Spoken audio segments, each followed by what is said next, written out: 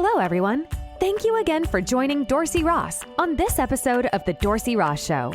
In this episode, Dorsey interviews another special guest that will give you hope and inspire you. Hello, everyone. Thank you again for joining me on another episode of The Dorsey Ross Show. Today, we have a special guest with us. His name is Tyler Cerny. He is an international and award-winning keynote speaker who travels around the world teaching students, athletes, and young professionals and business owners how to align themselves with their lives and God's giving purpose. Tyler, thank you so much for coming on the show today. Hey, man, absolutely, Dorsey. It's always a pleasure to see you, man. You inspire me every day. Grateful to be here and grateful to connect with you. Thank you, Tyler. I greatly appreciate that. Open up with a few lighthearted questions. And the first one is, what has been going on in your life recently that you expected and didn't expect? Wow, that's a great question, man. We'll keep it light and deep at the same time, man. What's going on in something that I've expected and didn't expect? One of the things that I was thinking about and praying to the Lord before I got on this call, Dorsey, is, how much sacrifice is needed to be a Christian, right? Because if you think about it, a lot of people, when you first start in your spiritual walk, you're like, hey, I want to be saved. I want to go to heaven. I don't want to go to, it's like all the consequences we want to avoid, right? And it's a very, what's in it for us? And it's like, hey, we have this amazing encounter with the Lord. But then once we get to the point where it's like, okay, we want to follow Christ. We want to be a devout Christian. Well, what does that take? And that takes a lot more sacrifice, discipline, and obedience that we typically, kind of overlook. And there's this thing that I saw, and I kind of made it my own. But, whenever we start something, right, whether it's reading a book, whether it's reading the Bible, there's certain passages that I remember I'm like on the 7th or 8th time through the Bible. And I remember reading certain passages and they just go right over my head. Don't really understand them. But whether you start lifting weights, start reading a book, start doing something new, you have this delusional optimism for the future. You're like, hey, this is going to be the greatest and best thing ever. And then once you start to get into it, then you become like a uninformed pessimist where you just kind of like, man, this is a lot harder than I thought. I don't really know what I got myself into. And then if we continue the journey, we're then going to become informed pessimists where it's like, okay, I know this journey is hard. I know what I need to do every single day to stay consistent to achieve the outcome. And in the final stage, if we don't give up and quit, we become informed optimists. It's like, hey, we finally start bearing fruits in our lives and we start getting the results that we started our initial journey on, whatever that looks like, our fitness journey, our spiritual journey, our business journey, whatever that looks like. It's like, how many people have given up right before they see the breakthrough? And so, your question is, what's something that I expected but also didn't expect is I expected the Lord to move this past year and moving forward. But I didn't expect the amount of sacrifice and obedience and discipline that is needed to be a Christian every single day. And I think that's the power of faith and Christianity and believing is that we don't have to do it all ourselves. And I always tell people this. There's some days where I'll show up 70%. The Lord's going to meet me 30%. Mm-hmm. There's some days where I'll show up 99.99999%, but the Lord's still going to have to meet me the final way. And there's some points that I'll show up 0.01%, and the Lord's going to have to meet me 99.9999%. But either way we look at it, we're not whole unless the Lord's part of our life. And so it's just to answer your question, to close this thought out, it's just the sacrifice, obedience, and discipline is something that's needed for our growth, but it's something that takes time and only continues to get better as you kind of put yourselves in these situations of discomfort and these situations of suffering, because on the other side of salvation and on the other side of everything that we want to achieve in our life.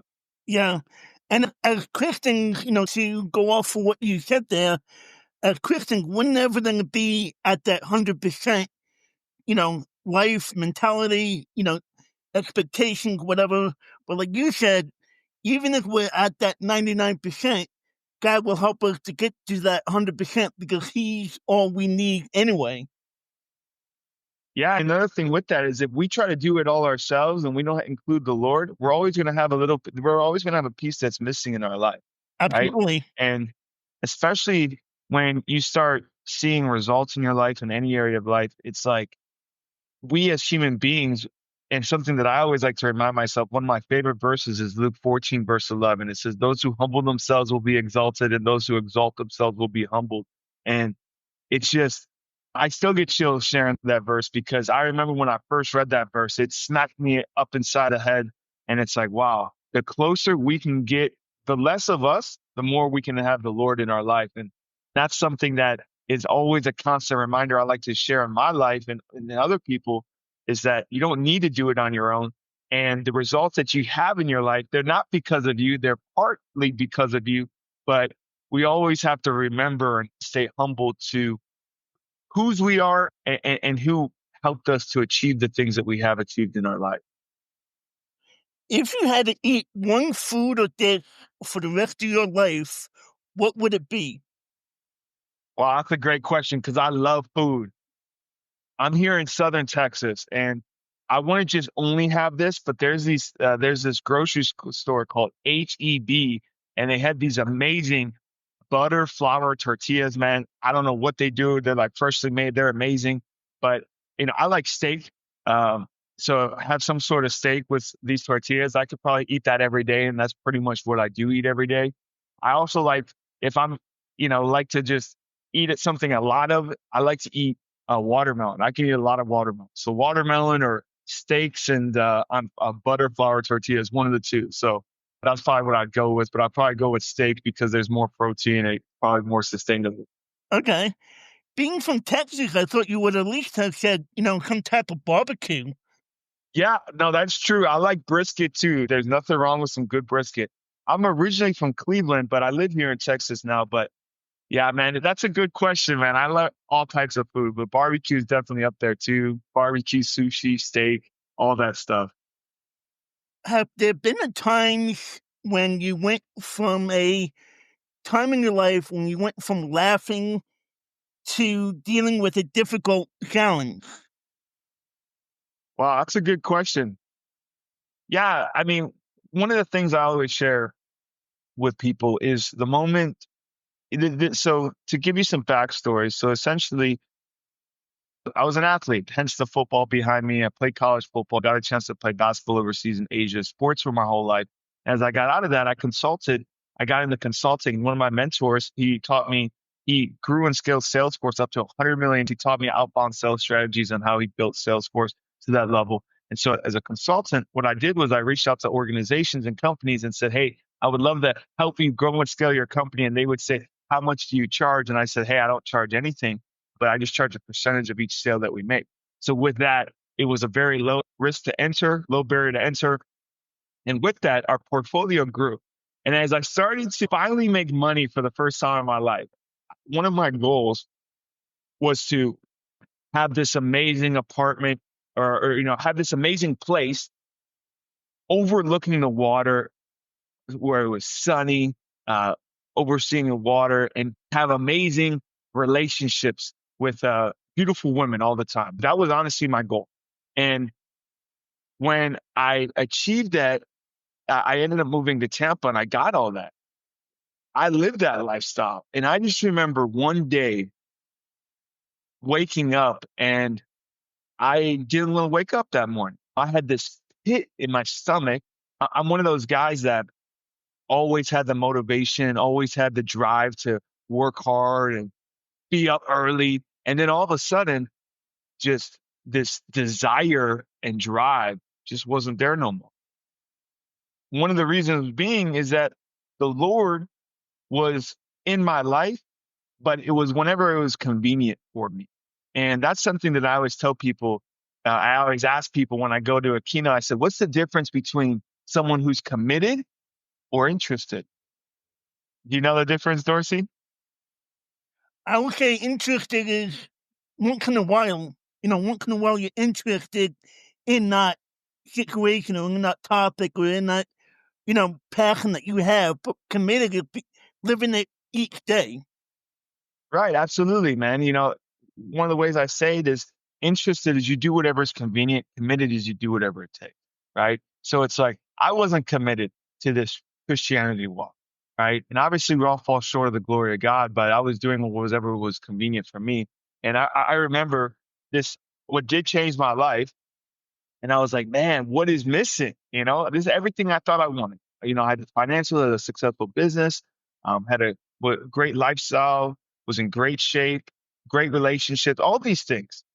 But it was like, I was still missing something, and it was the Lord. It was the last piece. And one of the things that changed my life, and I've heard this chapter before, and I heard this verse before, but I wanted to read it, but it was John 15.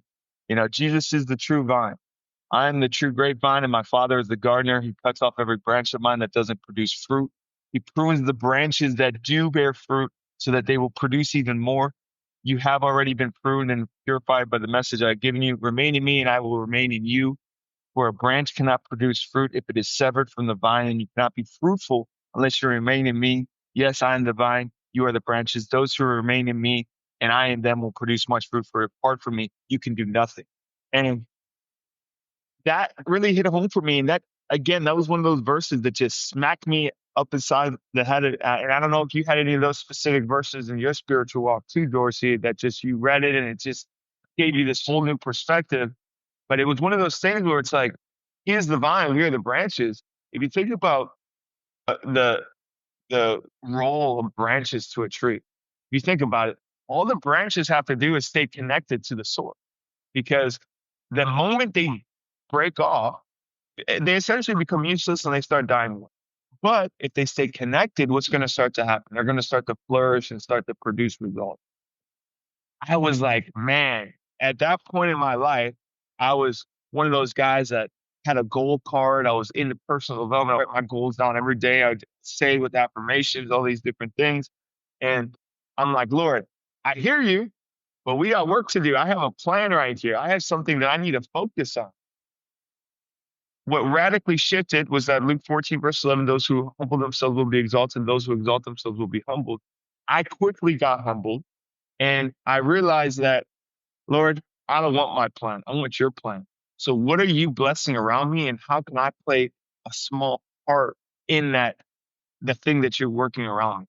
And that was probably, close to 4 or 5 years ago now, where that's that shift I really made in my life. And, now it's that verse is a true testament. In like every area of my life, I start to bear fruit. And one of the fruits that I tell people is peace, joy, happiness, fulfillment. And it's not things of this world. It's things that only can be given through the fruits of the Holy Spirit. And so that was something where I was happy, got disappointed, and then the Lord, what's cool, whoever's listening to this, the Lord's going to meet you with where you're at. Whatever you did in the past, or whatever lifestyle you're currently living, the Lord can meet you with where you're at, and he can turn a negative situation into a positive situation. And so that's going to be a situation that I was happy and then got disappointed because I quickly realized that my plan was inferior to the Lord's plan. What was it that made you say, hey, I need to be more committed to Christ? Was it a sermon you heard? Was it something you read? Or was it just God speaking to you, through Yeah, the I mean, Holy that's a great Spirit? question. I think it was a mixture of things, right? I think it was a mixture of frustration of not being satisfied and just having this feeling in my gut. It's like, I don't know what needs to happen, but something needs to change, right? Yeah. And then another thing is just surrounding myself with like-minded individuals, right? Like surrounding myself with godly individuals, because the people that I was, I wouldn't say they were bad people, but they were in a similar boat. They were just lukewarm Christians, right? And again, we all fall short of the glory of God. We all have different seasons in our life. But in that season of my life, I needed to be with Christians who were on fire for the Lord, because through them, I got to see and got to build my faith up around strong individuals, people within a church, within a community, and then radically changing and shifting everything, man. It's like, the social media that you're on, the music that you're listening to, everything. Is it adding and building and creating life into my life? Or is it, you know, taking it away and making me feel less? Is it making me feel anxious? Is it leaving me with less energy? Like, really take inventory of what I was doing and is it actually enhancing my life? And, you know, a mixture of all those different things came to a point where it's like, hey, I need to make a change. And being around it, there's a movie. I don't know if you got a chance to see it. If you haven't, definitely check it out. It's called The Forge on Netflix. I've Have you heard ever of it. seen that? Yeah, check it out. And anyone that's watching, it's a great movie. It's this guy or it's this kid. He's like, I think 16-year-old kid. He's got a lot of issues. He's just a teenager. And this guy takes him under his wing and he basically, they call it the forge. It's because he has a group of men, Christian men, that he basically pours into and speaks the word of Christ over. His life gets radically changed in the movie, and I don't want to give away anything, but that's a high level of what's possible when you can surround yourself with people that are on fire for the Lord. That's what's great with social media and the internet now is that if I don't have anyone in proximity, I mean, if you live in the U.S., there's usually a Christian church you can get plugged into. But even if you're not close to anything or whatever, or your situation at home, you can put on a podcast, you could put on a video, you could put on a church service with someone that's filled with the Holy Spirit, because the Lord can work in a lot of different ways. And the more you can surround yourself uh, with that, your life's going to change. And the last thing with that, abiding in the word of Christ every single day, that absolutely changed my life. When I read that verse, I was like, you know what? I'm going to read the Bible every day. And there's certain days where I may read one verse. It may be a busy day, but ever since that moment, I've never missed a day. Like, I've always been in the word of Christ, because one of the things that I heard people say is, just listen to the Lord, hear, just communicate. And I remember hearing that and I said, what does that even mean? What does that even mean to hear from the Lord? Like, I'm supposed to be talked to? Well, the Bible talks about it in John 1. It says the word is God. The word was with God and the word is breathed by God, So it's like, those are the words that the Lord used vessels to share in the Bible. And so if that is a living, breathing word that I can pour into my life every single day. Because once you start doing that, what starts to happen is, everyone is pretty familiar with the Lord's Prayer, you know, uh, our Father who art in heaven, hallowed be thy name, thy kingdom come, thy will be done on earth that it is in heaven. And that's the prayer, is that when the Lord made Garden of Eden, there was so much abundance. There was gold. They had everything you needed. And what does the enemy do? He comes into the Garden of Eden and he deceives Adam and Eve and say, hey, don't you want this? Don't you want to eat from this fruit of this tree over here? You guys don't have everything. You guys are missing out on this. And that's another thing. It's like, what are we focusing on? Are we focusing on what we're quote unquote? Because if we're within the word of Christ and we're fully on board and we submit ourselves to the Lord is everything. So we don't lack anything. And the Lord operates with absolute excellence and abundance and prosperity. And so if we can align ourselves with that, then we're going to start to bear fruit. And that's something I did. I took inventory.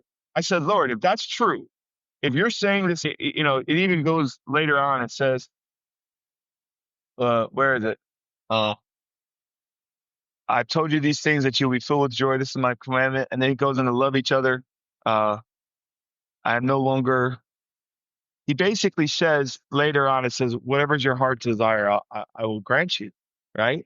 And it's not because he's giving it to us because we want it like it's a genie in a bottle. It's because once our heart's desires start to become what the Lord desires for our life, then that's what starts to happen. Right. Because it's written. Yeah. And that's what I would say is abide in the word of Christ, start reading the Bible, That's going to be your best personal development book. If anything's going wrong, you're struggling financially, you're lacking happiness, you're struggling in your relationships. And I know I'm preaching to the choir here too, Dorsey, but that really changed my life because when that got into my life, things that weren't serving me started to flee from my life. And I'm forever grateful. And, that's why I'm even here on this podcast is to spread the good news too, man. Amen. Now, you had said that you played football in college. Where did you go to college and play football, and how did you get into what you do today? Did you study it? Did you? Yeah, that's a great question. So, yeah, in Cleveland, man, there's two things. You play sports or you get in trouble. I did a little bit of both, but the sports kept me on track. And one of the things, basketball was always my passion, but football I was the best at just due to my size and stuff like that. And so there's a school called John Carroll University. It's a Division III. It's funny because a lot of my coaches ended up making it to the NFL coaching staff. So I don't know if you saw, but the Houston Texans just recently, there's a player that shoved this coach. I don't know, it was on the headlines, but that coach that he shoved was actually one of my coaches, and he was just super intense. And I could see how emotions flare up during the game. But you know, football was, sports were really gave me a foundation because I was held accountable. I was a group of like-minded individuals. We had a strict schedule, so I was held to a schedule. I knew exactly what I needed to do. In college, it's a full-time job. You got to watch film. You watch film for like an hour and a half. You go to class for 3 or 4 hours. You live for an hour and a half to 2 hours. You go to practice for 3 to 4 hours. Next thing you know it, you got to go to sleep. So it's like, you know, my coach said this: you can only have three things. You have social life, football, and your academic. And so that's what he said. You can only have two out of the three. You want to do good in school and be good at football, that's possible, but your social life's going to slide. If you're going to have a good social life, you're going to be good at football, but your academics are going to slide. And if you want to have a good social life and good academics, then your football is going to slide. So that's when you really got to get clear. For me, I got to a point in my life where I knew I wasn't going to the NFL. I had to walk away from the game eventually. I decided to double down on business, and I always knew I wanted to go into business because I didn't want to be limited to what I could earn and what I could provide for my family. So I got into business because I love numbers and I love business. I was thinking about going into accounting. I saw a stat, and I was very involved in the community and on campus. I did a lot of things, but what I did was I interviewed accountants. I was like, hey, how do you like the profession? Is this enjoyable? Like, tell me about it. I would love to learn more. Almost every accountant that I interacted with, they were either excited to leave the profession and now they're opening up their own business. They're like, hey, it was great, but now I have the opportunity to start my own business. I knew this one guy, he bought like a Soul Cycle.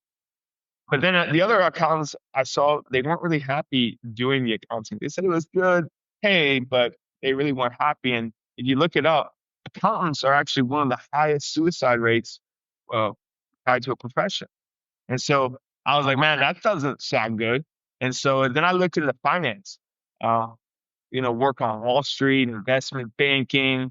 I was like, I like numbers. That's what I want to do. So, but I just remember going into that, and a lot of individuals were, relying on substances like drugs and alcohol and um, making good money, but really wasn't a healthy lifestyle. Again, I was like, man, I don't think that's the path for me either.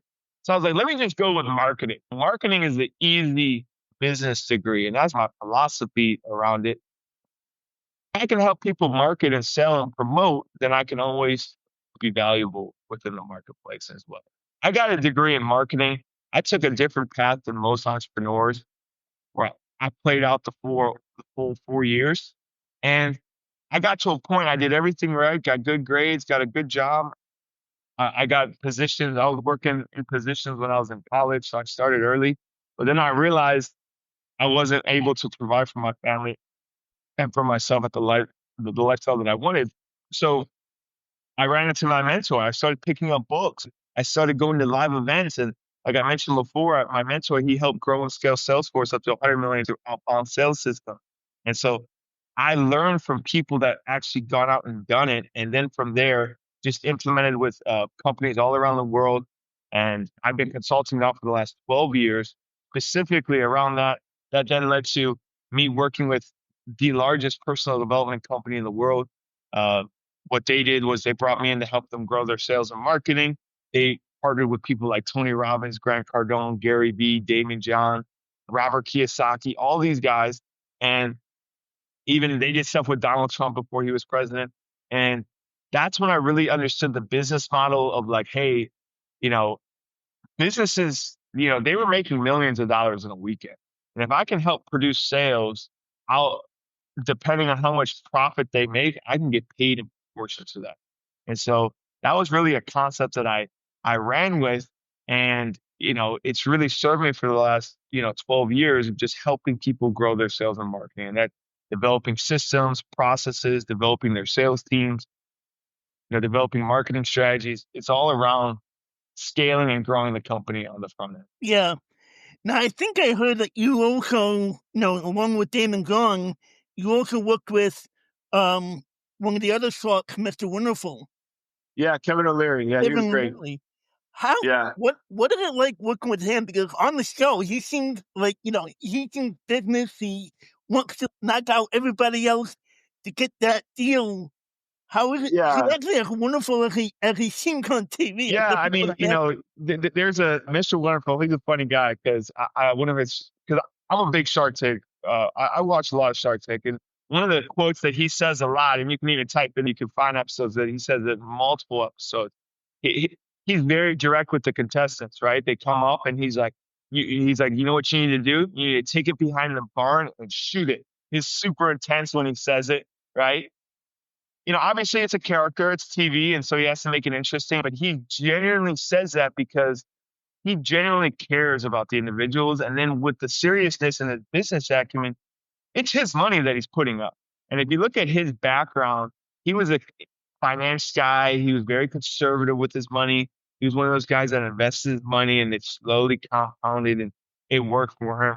And then at a point in his career, later in his 50s or 60s or however old it was when he started getting on the Shark Tank, he then started investing in companies, which is different than a lot of the other sharks. Because if you look at Damon, he built FUBU.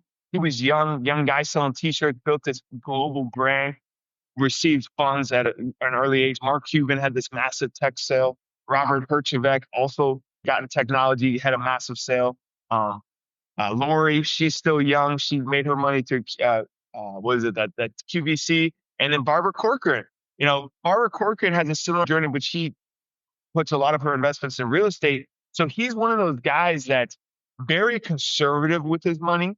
And there's even reports and news headlines that he's like, if you get married, make sure you sign a prenup. He'll say certain things like that because that's just who he is. But he says that because he genuinely cares about the contestant and genuinely wants to make money. But the main focus for Kevin O'Leary, why he's Mr. Wonderful, is that if you do have a good product or service and you can work with him, he does bring a lot of value, but he is a shark and he's going to make you an offer that obviously has his best interests in mind. And this is his own money that he's worked decades for. So it's not going to be cheap to work with him. And that's most of the sharks as well. But yeah, he's a good guy. I remember talking to him on stage and behind the stage and stuff like that. And he's a solid guy. He's not as cutthroat as the TV show makes it seem like. Yeah. Tell me, what does it mean to win the day? Yeah, that's a great question. Yeah, when you're asking me before with like, what did I do and what did I change to start building momentum in my life? Win the day.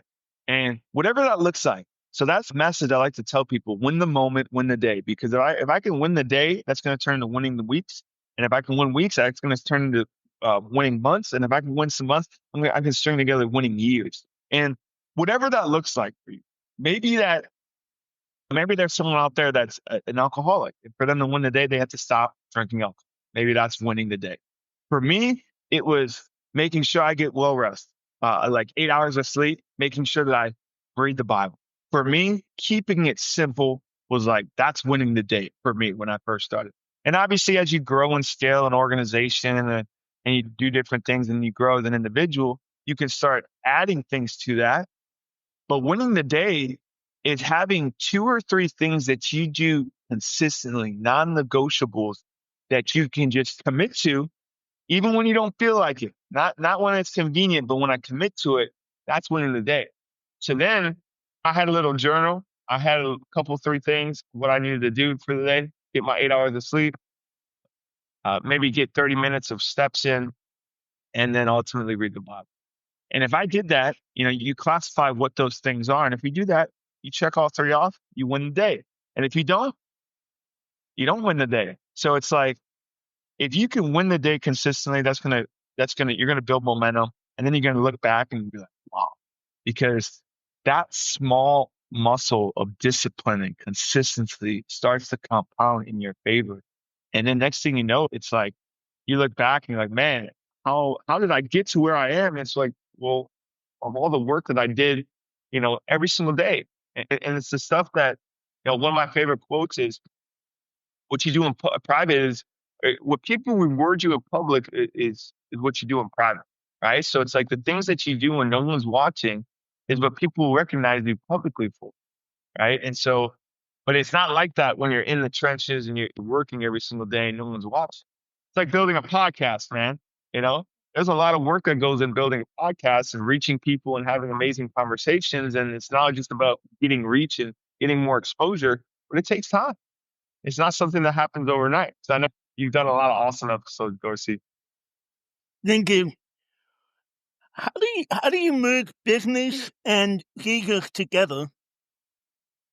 I'm sorry, business and How do you merge business and Jesus together?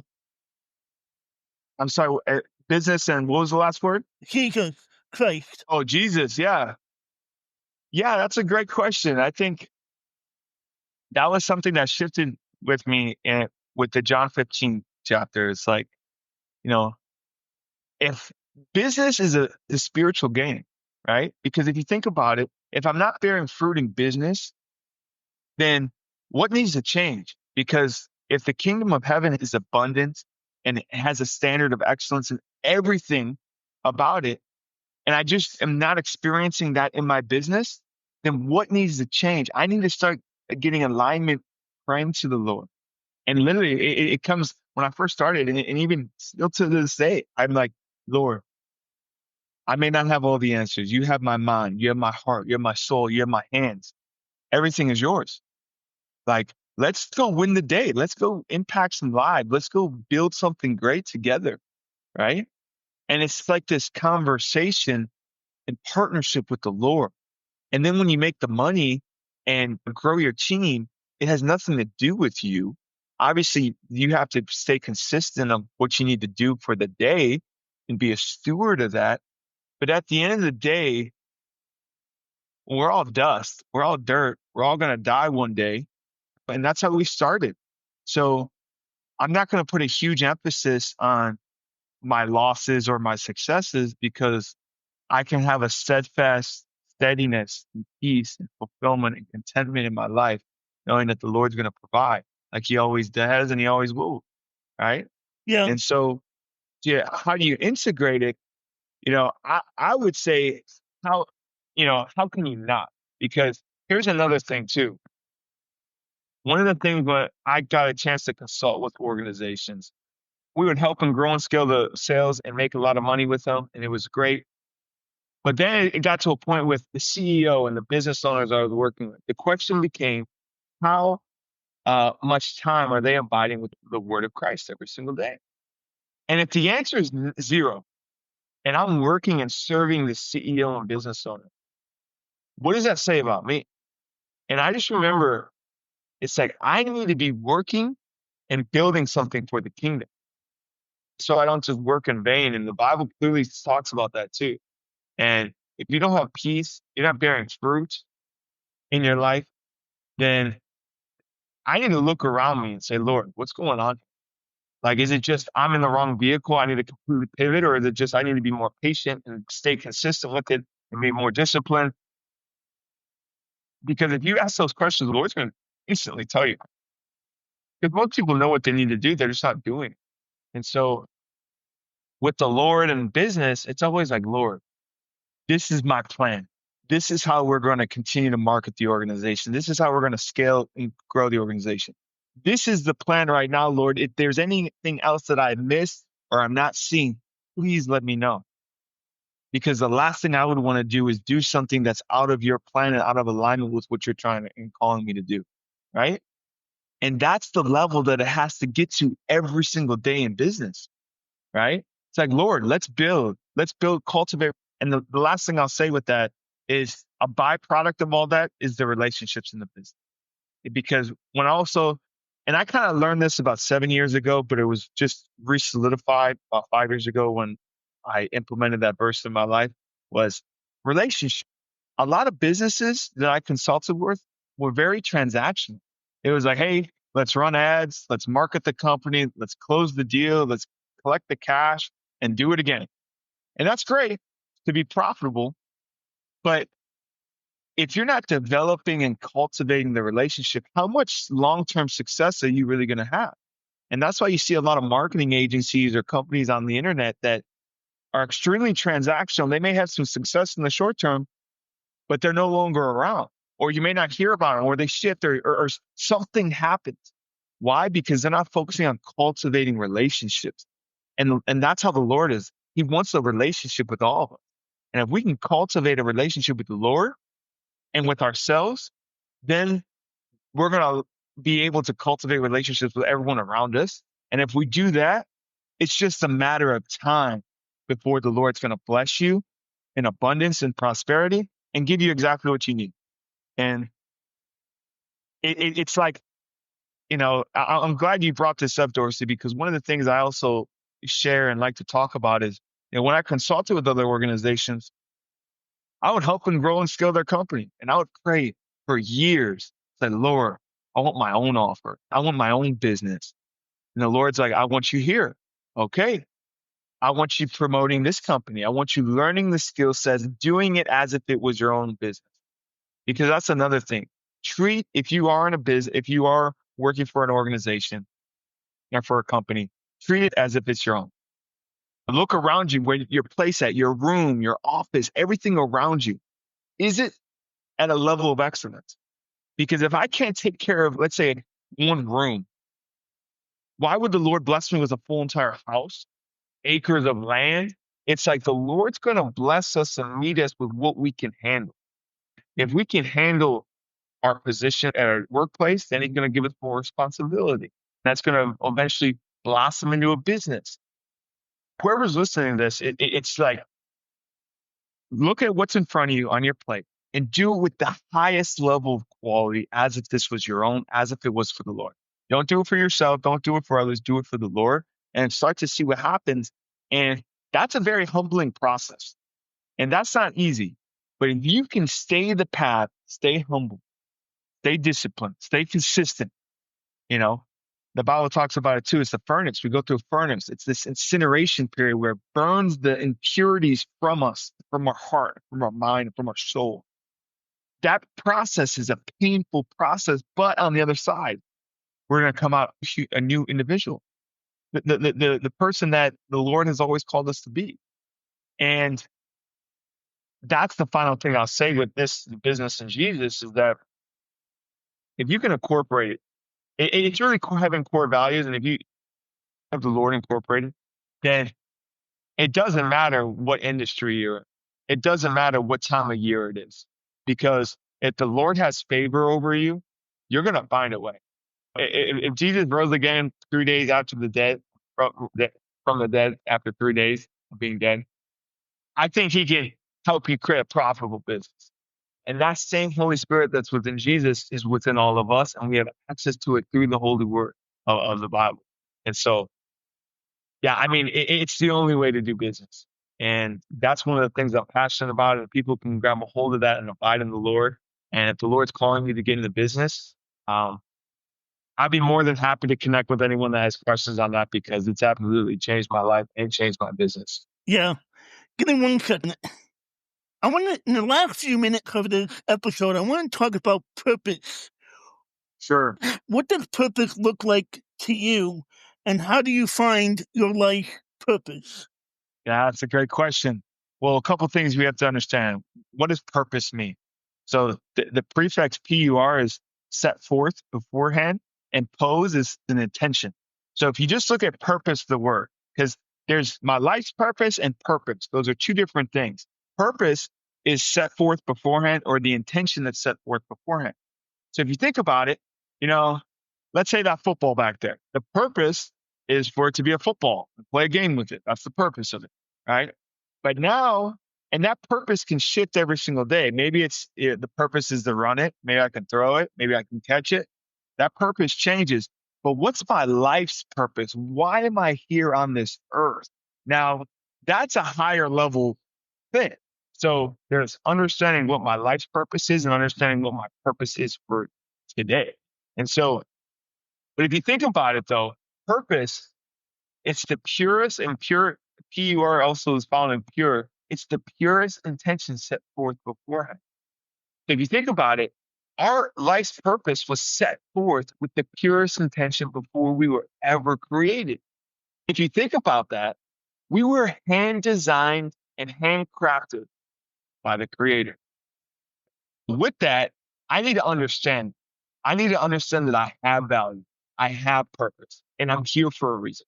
Because a lot of people don't even believe that. Oh, the Lord can't use me. I'm not smart enough. Whatever thing that they put there, they need to understand that they're here for a reason. If you look at the odds of why you're here, it's like 1 in 10 million or 10 trillion. I don't even know, but it's a large number. You're better off playing the lottery, hitting the what was it, the lotto, the Super 8 or Super 6, whatever it is, because those odds are better than us being here. So the fact that you're here, there's a reason. And even for you, Dorsey, I mean, you inspire me every day, man. There's purpose in everything that you do in your life, right? And so it's like, our life's purpose is something that's set forth beforehand. And then you take it even a step further and say service. We're here to serve. And the reason why I know that is because we're hardwired to serve. Because when we serve and do things for other people, or when we serve, our brain releases dopamine, serotonin, oxytocin, all these amazing chemicals that make us feel good. Why? Because we as human beings are here to serve. So to understand our life's purpose at the high level, this is the macro level, is we're called to serve.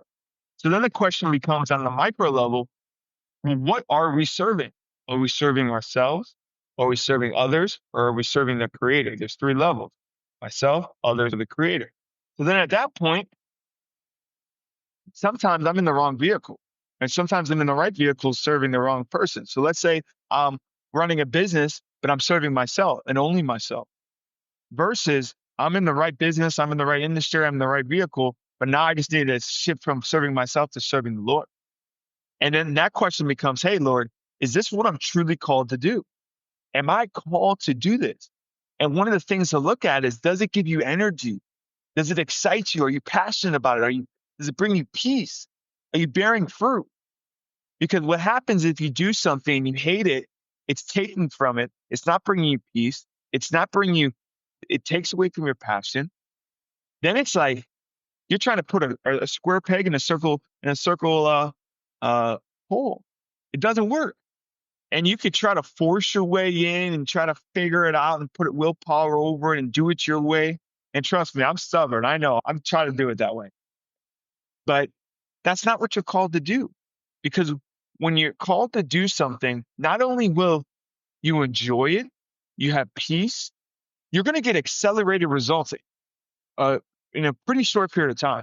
Like I remember when I shot a basketball, I just had a natural, I would just shoot it. And obviously I wasn't the greatest player in the world, but if I just practiced it for like a couple of days, I had accelerated results because I was naturally good at it. But things like ice skating, nope, ice skating is not for me. I'm probably going to bust my neck, break my ankle. That's something that I stay far away from. So it's like also having that understanding of what you're good at and what you're not good at, because we're all designed differently. Think of a animal. Animals are good example. Well, animals, depending on how they're made and how they're created, they thrive in certain environments and they thrive doing other things. Some have it, some just like, if you think about like a snail, snail just sleeps all day, stays protected. Then you got a cheetah who actually goes out and hunts. Like, we're all part of the whole, right? It's like another way to think of it is like our body. You have fingers, hands, legs, arms. Is a thumb more important than a toe? No, because we both need our thumb and we need our toes, right? And they both play a purpose, but when they're attached to the source and to our body, they make us complete. And without it, then we're missing something. And so, how to find your life's purpose, you got to get clear on who you're serving. Am I serving myself? Am I serving others? Or am I serving the Lord? Now, I can get clear on serving the Lord every single day. And like I said before, if you don't know what that looks like, asking Him and demanding and expecting an answer saying, hey, Lord, I'm serving you today. I'm doing whatever I have. My heart, my mind, my soul, my hands, all the skills that you've given me is yours. How can we get to work today? If you just come in with that mentality and that mindset, what's going to start to happen? You're going to start to find opportunities to serve the Lord, right? Because the Lord's looking for people to work. You know, the workers are few and the harvest is plenty. One of the sayings I like to say, all are called, but few pick up. Only a few pick up the call because we're all called here. And we all play a purpose in this thing called life. And so it's just a matter of making sure that we serve the Lord. And then the micro is the purpose. It's just like, what does that look like? Let's say you want to lose weight. That's the goal. Okay, and then I start to create a plan to achieve those goals. And then I can start to find purpose in my everyday life. But once you get clear on that, you're serving the Lord and how to create a purpose-driven business. It's another thing is once you found your purpose, now it's how do I make money with it? Well, how do we make money with it is who are you called to serve? What problems are you called to solve? And how are you called to solve that problem? And what I like to do is start with people that you can relate with. Like for me, I can relate with athletes, help people that are transitioning out of sports. That's the individual. That's where they're at in their life. The problem are people that are struggling to find their life's purpose. And then the solution is through my books, my keynotes, the purpose-driven businesses that I build, through my content online. It's all surrounded that. And if the problem is big enough or the problem is experienced by a lot of people, people are going to be willing to pay you money. And so bigger the problem, bigger the solution, bigger the payout, smaller the problem, smaller the solution, smaller the payout. But if you look at all great organizations, like if you look at like Amazon, you can order something and get something shipped to your door in 24 hours. That's pretty convenient, right? And that's a problem that the logistics industry couldn't solve for the longest time. But that's what every customer wants. They want to purchase something and they want it shipped to their door, ideally that day, but if not today, tomorrow. And if you can do that, you can now get paid on doing that. Hopefully that gives you some insight. And once you know who you serve, what problems you solve, and then how you called to solve that problem, that's going to give you your purpose statement, your mission statement. I help blank. I help athletes with their problem find their life's purpose through blank, through the solution, through books, purpose-driven businesses, presentations, content online. And then you start to formulate that and it starts to come to life. And it starts to cultivate and you start to get clearer on the vision because there's another saying, if the Lord gives you a vision, He's not going to tell you everything that you need to do to achieve the vision, because if you understood how much work you need to do to achieve the vision, then most people won't pursue their dreams and their vision, right? And so high level, I'm serving the Lord. Who am I serving? That's going to give me my life's purpose. That's our life's purpose, is to serve one another and to serve the Lord. Because if we can serve the Lord simultaneously, we're going to be serving others and ourselves. And then as a byproduct of that, we're now going to find something that's bigger than ourselves. And we're going to start to look around us and be like, hey, how can I serve you, Lord? Well, how can I serve your people? How can I serve? Okay, well, I see these people out here struggling with this. They have problems. Well, what's the solution? Let's say they're hungry. Well, how can we get them food? Well, I can start a restaurant. Well, whatever the case may be, whoever you feel drawn to, that you see people that you can relate to and you have a heart for, and you see them experiencing problems, it's like, that's how you can create a business. That's how you can find your life's purpose. That's how you can serve the Lord, is look around you. Who needs help? Because a lot of people in this world, they need help. We all need help. That's where the Lord has saved us, by the mercy and grace of God. And so do that, and then you can start to find problems around you, provide solutions, and now you can get paid for those solutions. Now you create a business around helping and serving people and serving the Lord. And I always tell people, if you partner with the creator of the universe, good things will start to happen. And it doesn't really have to be, a business. Your purpose doesn't necessarily mean you have to, go into business. Purpose can be helping people at church or helping people in your Absolutely. community. You helping your family. Yeah. That purpose, it will evolve every day, man. You're like a missionary, you're like a military on deployment. That mission changes every day and every second. 'Cause, let's say like things in California, things happen, fires, people's houses burn down. My mission is going to change, right? If I'm in that situation, my mission and my purpose that day is going to shift to something else, right? So it's like, but at a high level, I'm always serving the Lord. So whatever that looks like for individuals that's listening to this and where they're at, it's like, how can I serve the Lord today? And that starts with, you know, taking out some sin in our life.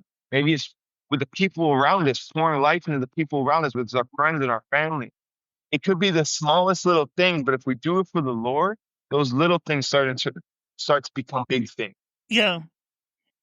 Was thinking about asking you these questions, a song came into my mind, and it's the 80s Stephen Curtis Chapman song, More to This Life. And of course, there's more to this life than living and dying, more to this life than trying to make it through the day, more to this life, more than the eyes alone can see, and there's more to this life alone can be. Tonight he lies in silence, staring into the space, and looks for ways to make tomorrow better than today. But in the morning light, it looks the same. Life just goes on. And in my thinking, how I interpret that is he's saying that sometimes when we wake up the next day, we should go back to what we did the day before. We don't try to make changes to the next day to make life, more, have, like you're saying, have life a purpose each day. Sure. Yeah, absolutely. And yeah, man, we got to make every day count. We have to win the day and make the most of it, because we don't know when that day's going to come, because we're all on borrowed time, right? And it's like that day is going to come for all of us. And so we have to make it worthwhile today, right? And so I agree. And then also, too, life isn't, they even talk about it in the Bible, too, with, Samuel, King Samuel. Life's more than just earthly pleasures, like personal gain and earthly pleasures. And if we all can get to a place where it's like, hey, we're here not because we're whoever it is, or it's because of our own willpower. It's due to the fact that we're a small part into the greater whole of things. Then life starts to change. You don't become the center of the universe. You don't become the center of the world or your day.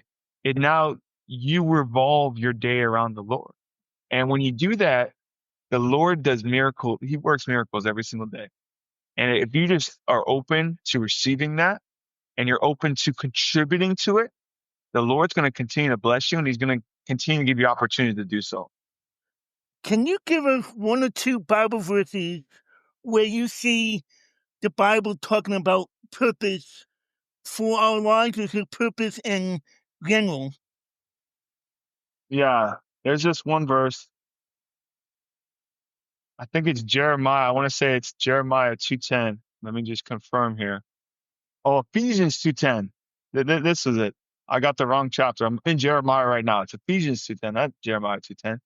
It's, for we are God's workmanship, created in Christ Jesus to do good work, which God prepared in advance for us to do. That's like, for we are God's workmanship, created in Christ Jesus to do good works, which God prepared in advance for us to do.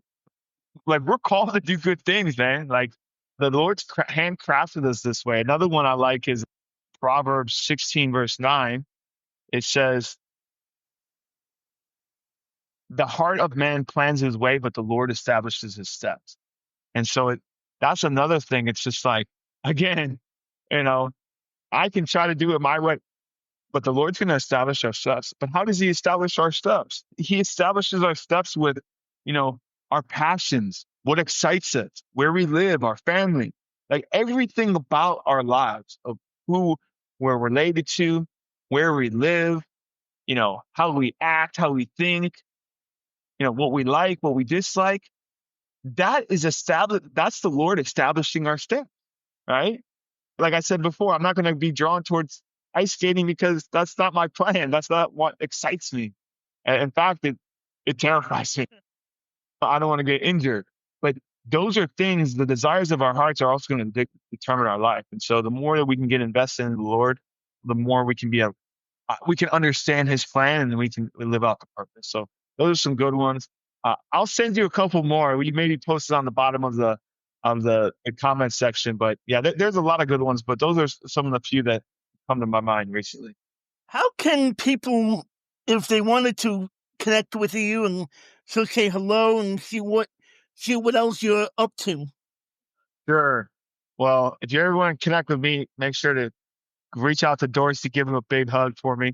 But yeah, you can find me on LinkedIn or Instagram, man. Those are probably the easiest ways, if you're or Facebook. But I would say Instagram and LinkedIn are the easiest. If you just type in LinkedIn, Tyler Cerny, you'll find me. And Instagram, if you type in Tyler Cerny, you'll find me too. But my username is Tyler D. Cerny, D as in Daniel, which is my middle name. So we can include that. And then reach out to me on there. Those are probably the two easiest ways, and we can get connected. And if you have any questions, more than happy to help you find purpose and get on fire for the Lord, because I know the type of impact that's had on my life. Well, Tyler, thank you so much for coming on the show today. We greatly appreciate having you. Of course, man. Dorsey, it's always been a pleasure, and God bless you, brother. Well, ladies and gentlemen, thank you again for coming on and hearing this episode, and please go and check out Tyler and see what he's up to, and hope you are encouraged and inspired by this episode, and hopefully you'll get to know your life purpose and know that God is, loves you and cares for you and wants you to have a great life and great purpose for your life. And until next time, God bless. Bye-bye. Thank you again for joining Dorsey Ross on this episode of The Dorsey Ross Show. Please like, share, and tell others about the show. Also, please check out the other podcast episodes. And if you would like, donate to this podcast and buy Dorsey a coffee. Thanks again for tuning in, and we'll catch you in the next episode.